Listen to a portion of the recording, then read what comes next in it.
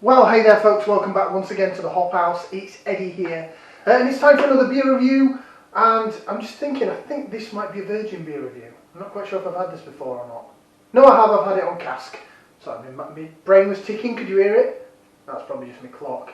If you just found us here on YouTube, welcome along to the Hop House. We're called Acts without hoppy beer, without house music.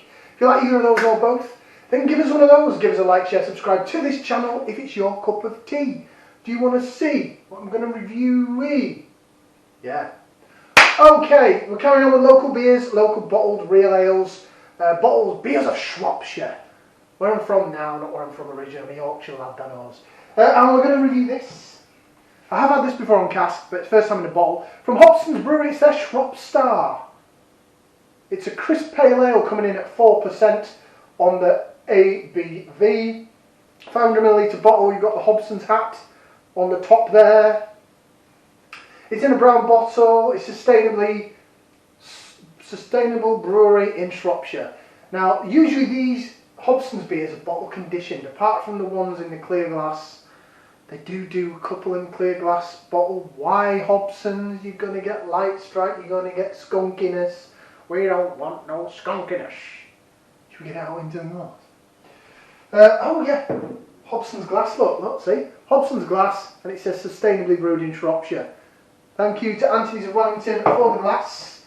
I'm pretty sure I picked this bottle up there as well. Pretty much got most of my local beers from Anthony's of Wellington. A little bit of CO2 release when the bottle came off, the bottle cap came off even. This might be bottle conditioned, but I don't think it's hazy. Well, maybe a little hazy due to live yeast in the glass if it is indeed bottle conditioned. But it's not, oh yeah, I can see floaters. It's definitely bottle conditioned then because I can see floaters. So there is a bit of haze to it actually. Yeah, there is, I lie. It's a nice blonde ale, foamy white head, some bubbles going up, nice sort of jigginess with the head like that. It looks pretty good, looks pretty decent. Check that out. Check it out, your bad shelf. Nice Hobson's logo there on the glass. And there's definitely floaters. I can see bits of live yeast in. Traditional, words order, for traditional beer drinkers, thank you very much. Tongue-tied. I know you may think, oh, I don't want this, it's hazy, it's got bits floating in it. This is going to be, when you get this in a bottle, it's up to you. Some people say keep the bottom of the beer, there's still a tiny little bit there in the bottle. I'm going to jig it around a bit. I'm going to re-pour, and hopefully I'm going to get more yeast. Oh, look how hazed up that's gone now. Now, traditionalists will say, you keep that in the bottom of the bottle, you don't want to put that into your pint glass. But I say, oh yes you do. Oh yes you do, because that is live yeast, sediment, flavour. What it does is it does keep the beer conditioning, and it's going to give you the closest thing you're going to get to a hand pulled, a cask ale, in the comfort of your own home. Alright, let's go for some aroma then. So we're going to put that into there. We're going to give it a whiff. See what we can sniff. Ooh. It's crisp. Peppery, spicy notes. I'm getting a bit of lemon, citrus. Brambly. I think there's British hops in this, maybe. There could be some British hops that give off the lemony lime vibe. It smells very crisp and sharp, like there's almost like a lager malt, Pilsner malt. It's that sort of crispness that you get with a Pilsner. But it does smell quite traditional. It does smell British hops, so I am getting some of that lovely British hop goodness. I really like the smell of that, it's cracking. Do you know what? On my journey on this channel, now you're watching me in 4K, ooh, do I look better? Probably look fatter. On my beer journey, I set out, when I first started doing Hobson's Brewery beers, I was a bit like, yeah, Hobson's are a bit sort of old-fashioned, they're a bit traditional, they're a bit boring. And I just found that to be completely wrong. I've really enjoyed all the Hobson's beers that I've done on the channel. I think they've been tremendous, I think they've been flavoursome, they've been bottle conditioned, they've been absolute quality. So bravo to Hobson's, you really pulled it out of the bag in terms of your bottled range. This looks to be no exception, apart from the one in the clear glass bottle. Don't do that.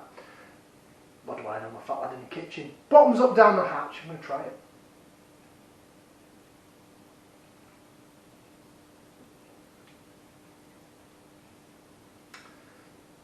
Oh, that's lovely.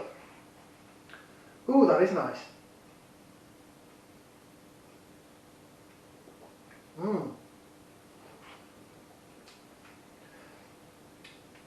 Oh, it is crisp, but it is balanced.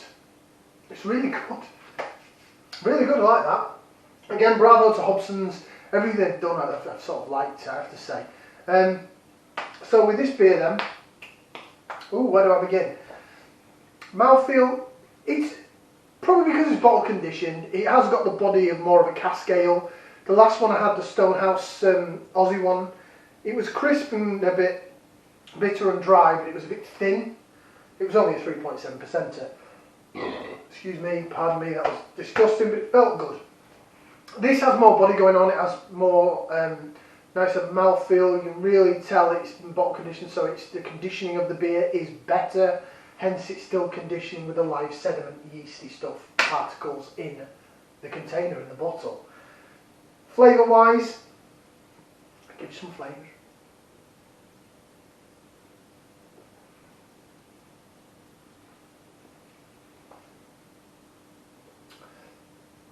Punching and carbonation, it's good though. It is almost bordering on cask conditioned, bottle conditioned beer. A little bit of fizz of carbonation. You're getting the prickliness down the sides of the tongue. It's tasting a little bit citrusy, a little bit lemony limey, but it's a lot of brambly, hedgerow sort of hops. That British hop feel to it, so it tastes like twiggy, and people say twigginess or brambliness or nettles. It tastes like you've put a load of that in your mouth, and I don't know, maybe the sap of it's left or something. That makes any sense whatsoever, but that's what it tastes like. It tastes very brambly, hedgerowy, twiggy. It tastes very nice.